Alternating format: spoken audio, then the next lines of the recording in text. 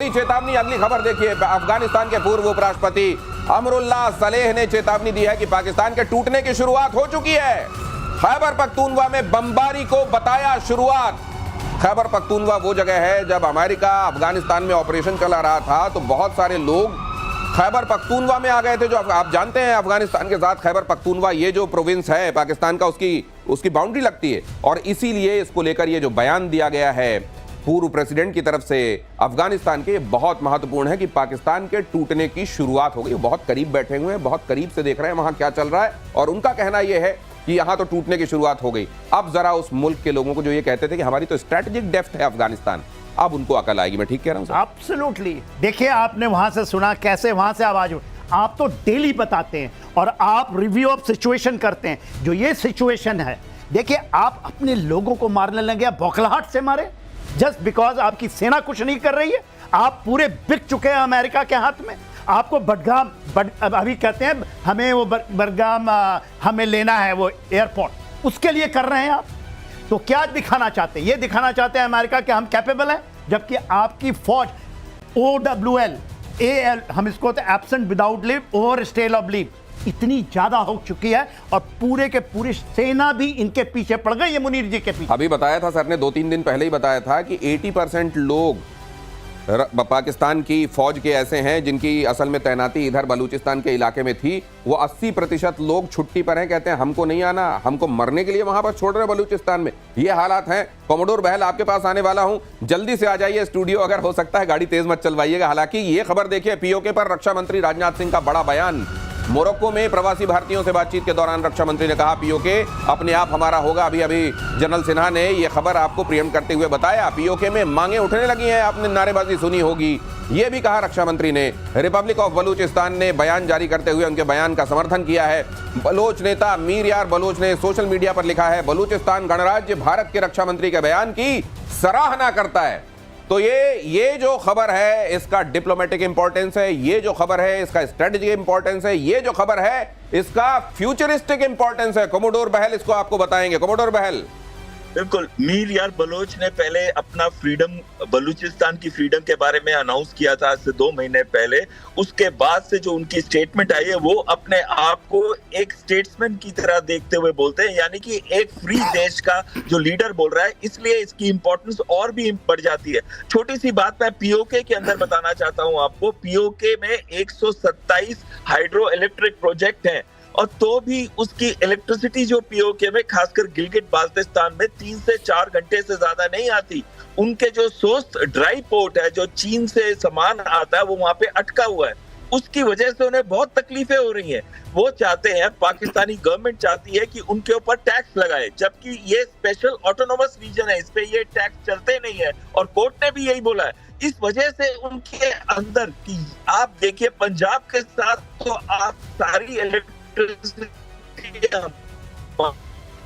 Signal sir fluctuate कर रहे हैं, इसीलिए मैं कह रहा हूं कि आप बस जल्दी से आ जाइए स्टूडियो तो मजा आ जाए। समय रहते रहते अगर आ जाएं तो फिर क्या बात है। और बलूचिस्तान में नवरात्र के मौके पर जय माता दी की गूंज। आप जानते हैं माता हिंगलाज यहीं पर हैं। बलूचिस्तान के हिंगलाज माता मंदिर में उमड़े भक्त, श्रद्धालुओं का हुआ जोरदार स्वागत। तुम ही हिंगलाज महारानी, तुम ही शीतला अरु विज्ञानी। आप अगर पढ़ते हैं चालीसा तो ये लाइनें आपके दिमाग में होंगी। और माता का ये बहुत प्रसिद्ध शक्तिपीठ हिंगलाज। और आपको ये भी बता दूं, ऐसा नहीं है, हिंगलाज मंदिर को तोड़ने की बड़ी कोशिशें हुई वहां कट्टरों की तरफ से, कट्टर मुसलमानों की तरफ से, लेकिन जो भी गया वहां उसके साथ अपने आप ऐसी चीजें होनी शुरू हो गई कि फिर उसने हाथ जोड़ लिए कि माता तुमसे बड़ा कोई नहीं।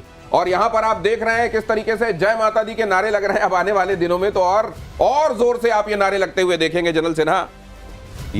ये बलूचिस्तान के अंदर में जो कहते हैं ना, जो हिंदू और मुस्लिम की एक्चुअल जो हम कहते हैं ना, वो दोस्ती दिखाई देती है खाली बलूचों की। क्योंकि वो कहते हैं नानी की मंदिर, वो मुझको मानते हैं।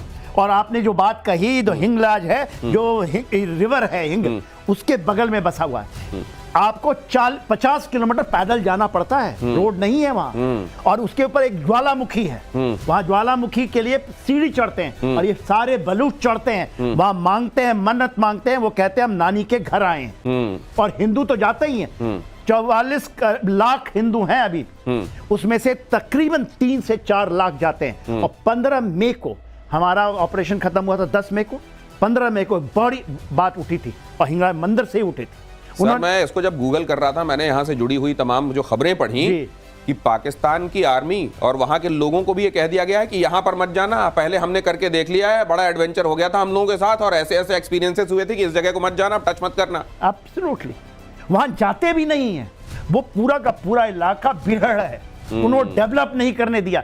ये थी पाकिस्तान, क्योंकि पाकिस्तान के अंदर ही बलूचिस्तान रहा, उन्होंने इसको डेवलप नहीं, उन्होंने ट्राई किया था इसको, आपने कहा ना उनके हाथ जल गए। और एक पुरानी ज्वालामुखी है जिसके ऊपर चढ़ते हैं और मुसलमानों का, खास करके बलूचों का बहुत, उन्होंने कोई नाम रखा है सर इसका? आर्मी वालों ने प्रोहिबिटेड एरिया या कुछ रखा हुआ है नाम कि डोंट गो देयर, वहां चले मत जाना वरना बुरे हाल हो जाएंगे। 50 किलोमीटर पैदल जाना पड़ता है। 50 किलोमीटर 51 हम कहते हैं ना, हमारे वो ज्ञान जो पीठ है, शक्ति पीठ, उसका एक पीठ है और वहां सर गिरा है। जब विष्णु जी ने काटा था सर, आपको पता है ना, सती माता का शव लेकर जा रहे थे तो शंकर जी, तो फिर वो उनका विछोह बढ़ता ही जा रहा था, तो फिर विष्णु जी को लगा कि अगर इस तरीके से शरीर रहा ही आएगा तो इनका फिर वहां से मोह जाएगा नहीं, और इसलिए उन्होंने ये किया था। हाँ, और उनका सर वहां गिरा है, तो आप सोचिए कितनी उसकी पवित्रता होगी। हाँ। और आज हम नवरात्र के समय ये बात कर रहे हैं, जहां जहां गिरे वो आप सब जानते हैं कि शक्तिपीठ हुए, और हिंगलाज माता की तो महिमा निराली है। और अभी चल रहे हैं नवरात्रि, माता हिंगलाज की जय। अगली खबर देखिए, हिजबुल्लाह चीफ नईम कासिम का बड़ा बयान,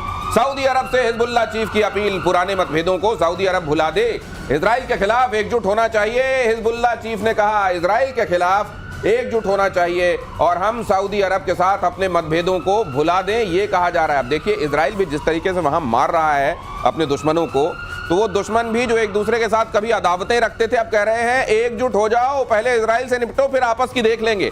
लेकिन सर, ये क्या इजराइल के खिलाफ ये एकजुटता उसका जो अपना संकल्प है उसको डिगा सकता है क्या? ये कुछ दिनों का है, देखिएगा सारे ठंड पड़ जाएंगे। सऊदी अरेबिया ना कतार में आ गया, उसने कर दिया, उनकी सिक्योरिटी कंसर्न हो सकती थी, मगर मेरे ख्याल से सऊदी अरेबिया ने मना कर दिया हिजबुल्लाह के साथ हाथ जोड़ने के लिए। उन्होंने कहा मरे हुए हो आप, ये जाएंगे तो खुद मरेंगे। अभी एर्दोगान थोड़ा सा उछल कूद रहे हैं, वो करते हैं कि हमास भी कोई आतंकवादी संगठन नहीं है, वो कहते हैं ये लोग तो रेजिस्टेंस फोर्स हैं, मगर उनका भी दिन आने वाला है, इजराइल नहीं छोड़ने वाला इन लोगों को। और देखिए, मेरा तो ये मानना है जो ये जिहादी फोर्सेस है, दे मस्ट गो, जो 3 H's हैं, अदरवाइज दुनिया के लिए, हमारे लिए भी बुरा समय आएगा यदि ये नहीं जाते हैं। तो वो हमारी लड़ाई लड़ रहा है और वही लोगों की लड़ाई जो कट्टरता के अगेंस्ट में पूरे विश्व के लिए बेड़ा उठाया हुआ है। अरे ही देखिए, ये फ्रांस,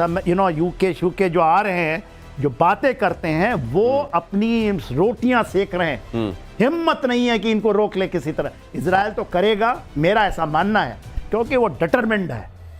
कोई भी आतंकवाद को कहीं भी किसी भी रूप में अगर पनपा रहा है तो ये कभी ना सोचे कि ये आतंकवाद का दानव एक दिन जब दूसरों से फारिग होगा तो उसको छोड़ देगा ना, उसका पेट कभी नहीं भरता, पनपाने वाले को भी खाता है। पाकिस्तान भुगत रहा है। और अगला, For more of such videos, do like, share and subscribe to ET Now Swadesh.